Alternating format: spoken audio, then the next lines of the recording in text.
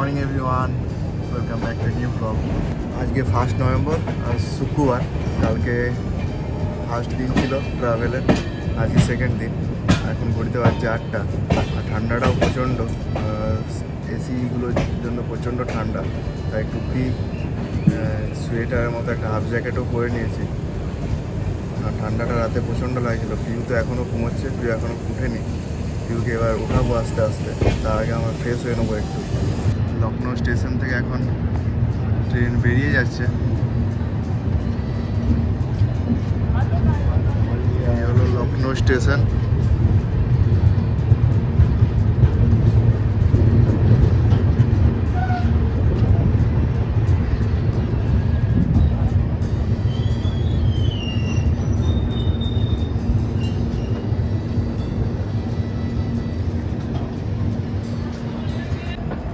এখন বেশ ভালো রোদ দিয়েছে।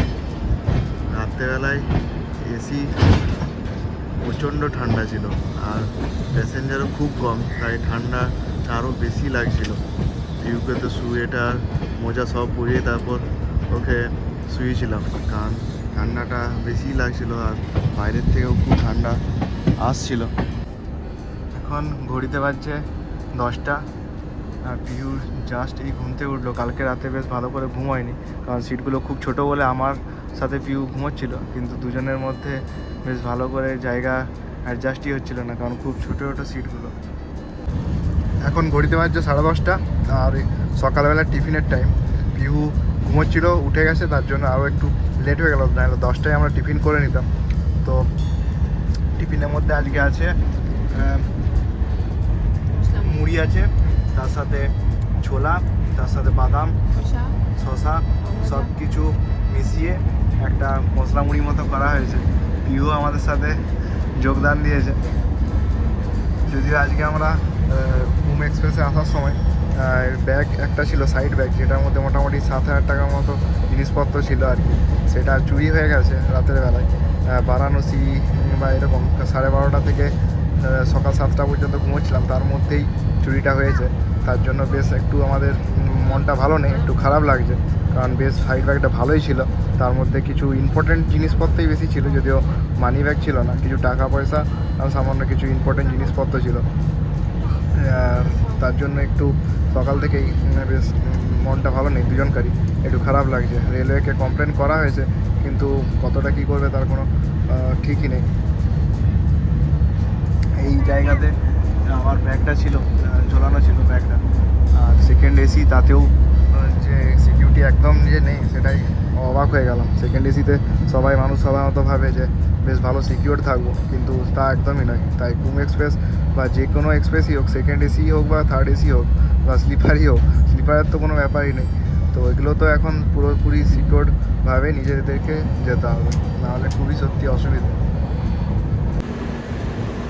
এখন ঘড়িতে বাজছে 1টা, আমরা এসেছি মুরাবাদ স্টেশনে। এখানে কিছুক্ষণ ওয়েট করছে ট্রেন। লাঞ্চের জন্য কিছু খাবার দাবার কিনে নিলাম, আমার জন্য চাল আর দীপের জন্য রুটি টাইপের, তার সাথে সবজি, ওটা কিনেই উঠলাম। আর এখান থেকে মোটামুটি 2 ঘন্টা পরেই আমরা নামবো হরিদ্বার।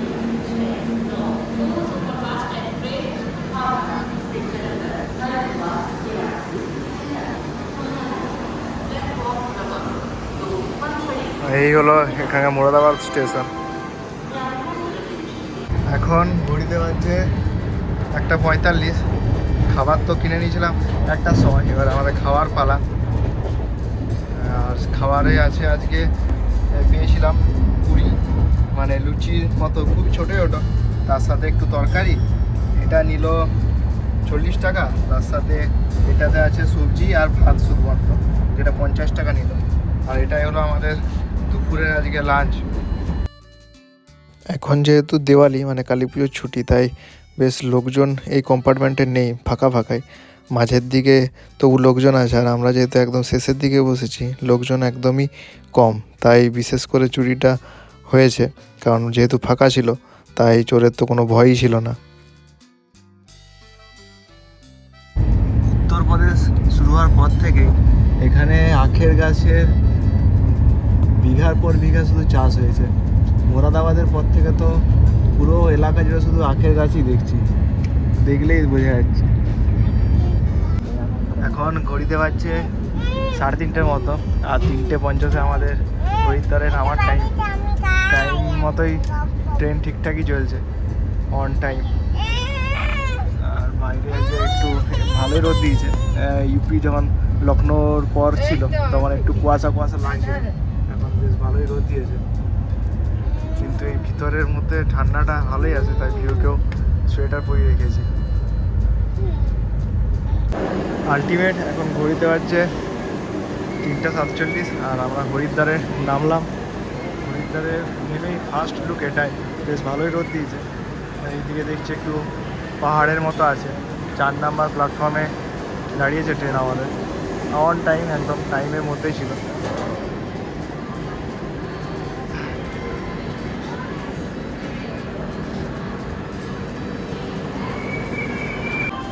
হরিদ্বার স্টেশন থেকে নেমে প্ল্যাটফর্ম করে এখন আমরা যাব আরপিএফ অফিস, কারণ কমপ্লেনটা লেখাতে হবে যে ব্যাগটা চুরি হয়েছে। তার জন্যই আরপিএফ অফিসে দিকে যাচ্ছি।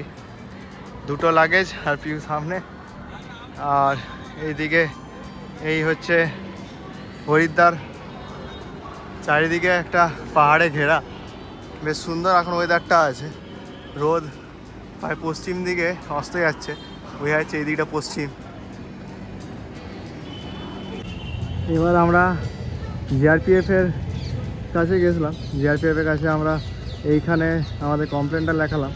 ওনারা তো কিছুতেই চুরির জন্য লিখলো না, মিসিং ডায়েরি লিখলো। মিসিং ডায়েরি লিখিয়ে এরপর আমরা বাইরের দিকে যাচ্ছি, বাইরের দিকে যাব। বাইরের দিকে গিয়ে ই রিক্সা ধরে হোটেল ত্রিশুলে যাব আমরা।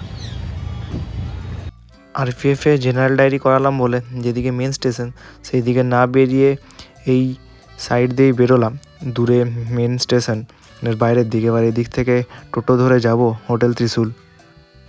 কাল রাতেই গোয়াইবিও থেকে হোটেল ত্রিশুল, যেটা স্টেশন থেকে জাস্ট টোটো করে 5 মিনিটের টাইম লাগে, সেটাই যাচ্ছি। এখানে স্টেশন থেকে নামতেই টোটোরা তো বলছিল 100-200 টাকা ভাড়া লাগবে। একজন যাই হোক ভালো টোটো পেলাম, সে 50 টাকায় নিয়ে যাচ্ছে, যদিও বিশেষ দূর নয়, স্টেশন থেকে মাত্র 1 কিলোমিটারের রাস্তা। আমাদের আগে থেকে হোটেল এখানে বুক করা ছিল বলে সুবিধা হলো, না হলে এখানে যদি নতুন করে হোটেল নেওয়া হয় তাহলে সেক্ষেত্রে অনেকটাই রেট এরা বেশি বলে। টোটোর ড্রাইভার যেতে যেতে আমাকে বলছিল এখানে ঘোরার জন্য ওদের টোটো করা যেতে পারে, ওরা টোটো করে সমস্ত স্পট ঘুরিয়ে দেয় যেগুলো এখানকার সাইট সিন আছে, তার জন্য কত কী রেট সমস্ত কিছুই বলে দিল, ওদের একটা চার্ট আছে সেটা।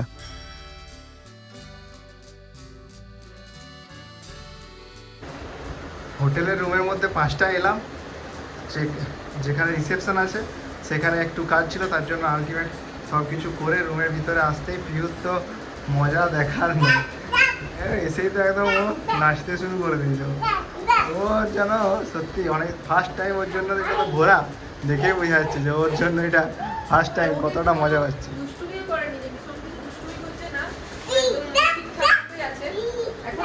ঠিকঠাক আছে, যা কথা শুনছে কোনো প্রবলেম এখনো পর্যন্ত হয়নি, তারপর দেখা যাক বাকিটা কি হয়। তো যাবো 6টার সময় বললো গঙ্গার আরতি হবে, তার জন্য জাস্ট একটু ফ্রেশ হয়ে বেরিয়ে যাবো, বেশি আর টাইম লাগাবো না, কারণ বেশি টাইম লাগালেই দেরি হয়ে যাবে। আর এই হচ্ছে রুমটা বেশ ভালোই সুন্দর, গোয়াইবিও থেকে বুক করেছিলাম এটা, জাস্ট কালকে রাতেই বুক করেছি আর এসছি। এটা হচ্ছে রুমের মধ্যে এটা বেডে 2টো পিয়ালো, এখানে 2টো বসার চেয়ার আছে, তার সাথে টিভির সাথে এখানে বিভিন্ন খাবার জন্য একটা আলমারির মতো দিয়েছে যেখানে জিনিসপত্র রাখা হয় ভেতরে, আর এখানে এসি আছে। তার সাথে এটা হচ্ছে আমার একটা মিরর, আর এটা হচ্ছে বাথরুম।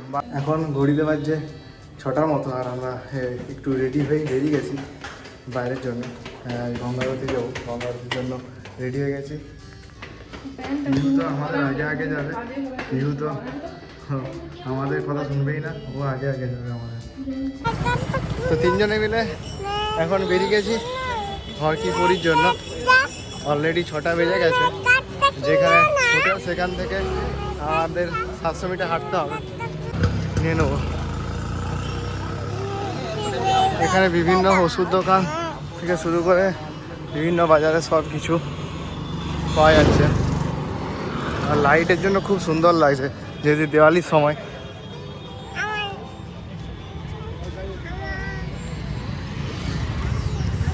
এরকমভাবে হোটেল ত্রিশুল থেকে আমরা হেঁটে 700 মিটারের মতো যাবো, তারপর ওখান থেকে আমরা টোটো ধরে তারপর ঘর কি করি গঙ্গা আরতির জন্য যাব। হ্যাঁ, দিওয়ালির জন্যই স্পেশালি এত সুন্দর লাইট দিয়ে চারিদিকে এত সুন্দর করে সাজিয়েছে, তাই দেখতে খুব সুন্দর লাগছে। মানে কাছের থেকে না এসে দেখলে বোঝাই যাবে না।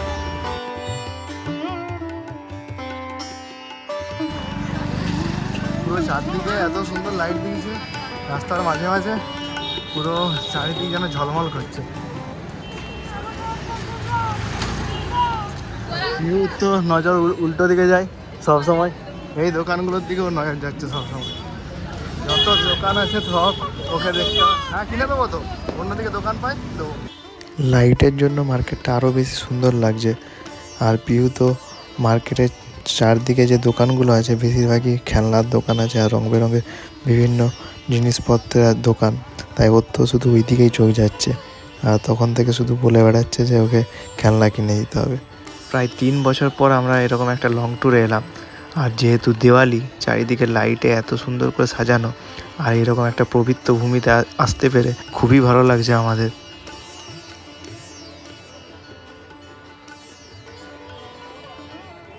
আমাদের একটু আসতে লেট হয়ে গেছে, আর লেট হয়ে যেতেই দেখলাম যে গঙ্গা আরতি শেষ। না, আজকের মতো মিস করে গেলাম গঙ্গা আরতিটা।